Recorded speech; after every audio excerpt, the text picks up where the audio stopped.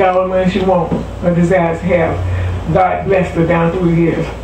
We've been exposed by secular system and the media, whereby we can readily see how the Joneses live and how others live. And we're drawn to that cycle of grabbing it, claiming it, and possessing things that are not as beneficial as we might have thought. So when you see Deion Sanders say he wanted to win that Super Bowl, he got the ring, got all that. God was good to him. But when he got there, it wasn't what he thought.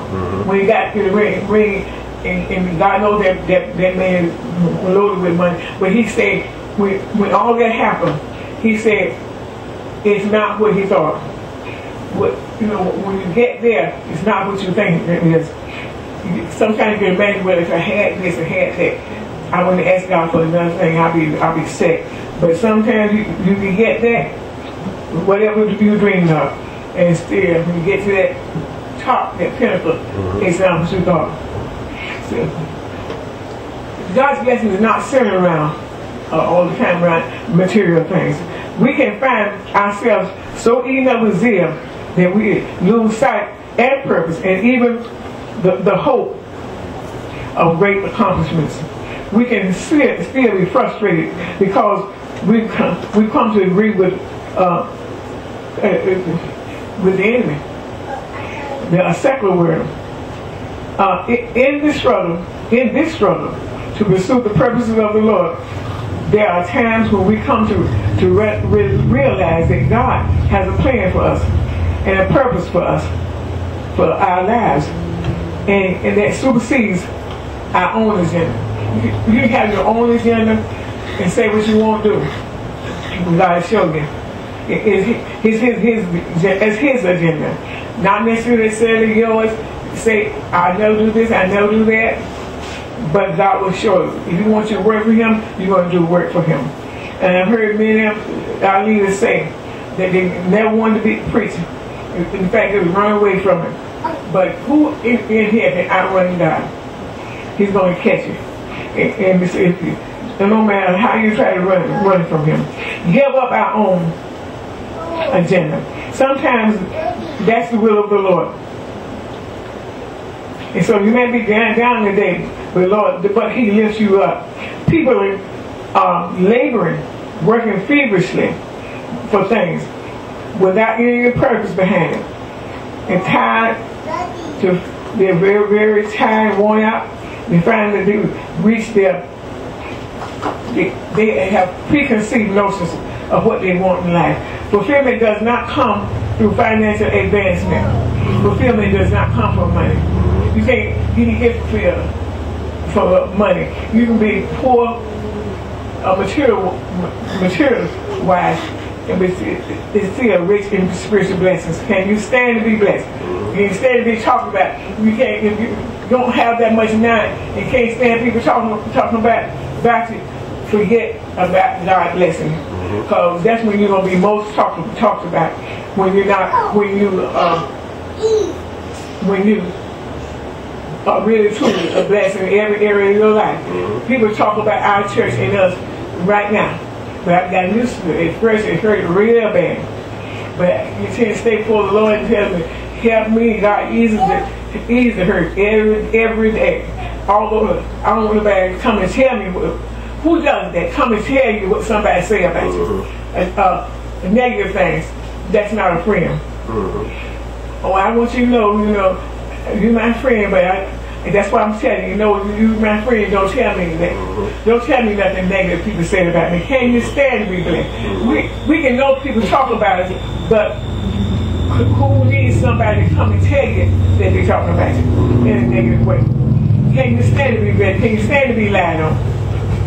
You have to not just be able to stand to be blessed in the physical, but stand your ground and be blessed in the spiritual sense. Stand. Be strong against people talking about you and people saying whatever they say. Yesterday when the woman was telling me about the boys bring her $6,000. That was, good, I often look at that kind of, that this way. If someone did that, I don't want to know where he got it from. We all know this, God uses secular people to bless us. Yeah. I heard this from another church also, when a group of guys came put their drugs at the altar and their money. But their money was used for other things pertaining to the church. So they turned their lives around when they did that. I'm not going to tell nobody, I don't know nobody give me no money, no drug money. I don't know where it come from. We get drug money all the time. When people give you change in the store, we don't know where that come from either. But they wanted to turn their lives around, so they sowed that seed. I don't know where the money come from, but this was told by a pastor in another church. They wanted to turn their lives around, so they put everything on the altar, the drugs, I guess, and the money too. Words to that effect. I heard that a good while back. But everybody has to be persuaded from their own conscience what they will and will not do. That's not doing something. You're not doing anything wrong. But when they come and lay everything on the altar, here it is. They are throwing their hands up and saying, God, your way, not my way. Whatever they had to give, they gave it. And how many know God turned their lives around?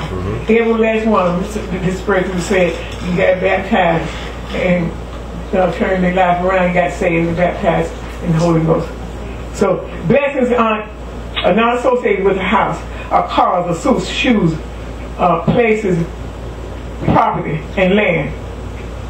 God cannot be reduced down to an expression of temporal things. So that stuff wears out. Can you stand and be blessed? Cars can put you down. And Joel was talking about today, and I thank God that brother TC got his keys out after having them being locked in the car. Property, places, and land. That's just material things. We cannot reduce God to an expression of temporal. Those things are temporal. They won't last long. So that's what temporal means. It's very sad if you think that you could reduce God down to something like that. We beat people down. Some of us. And the thing is, if you don't aspire to a certain level of success, it's because you really don't believe God. But this is not true. It's not true because you can be blessed and have something, being blessed and having something, everything to do with being touched by God. This kind of blessing we can't talk about. Can you stand to be blessed, touched by God? You can be blessed catching a bus. That does not mean you're not born again because you're catching a bus. You can be blessed catching a bus. To be blessed, you can be blessed, and it's to know that nothing has to happen for you to be blessed. When I was living in the project, when we were living in the project, I was blessed. We were blessed when I was living in the project. So we can't reduce God to where you live. Rich neighborhoods. It's a house I pass by every time we come up here. So Bishop, you take that same route. And I think that's a beautiful house. And in my mind I'm thinking, I'm going to have a house like that one day. Because it's a pretty house. And I like the setup and the yard and everything. I just like it. But it's nothing wrong with doing that. With saying that to yourself, or even saying it out loud. Because what we want from God, we have to claim it out loud. Can you stand and be blessed? And according, it means in harmony with the same, in the same time, He has according. The word according means in harmony with. He has chosen us in Him before the foundation of the world. We have to know, this is what we have to know. No matter what you go through in life, God has chosen you before the foundation of the world. He already knows what you're going to be doing before you do it then. He already knew Brother TC was going to be in the church. I don't know if he ever thought that way, but when I say in the church, come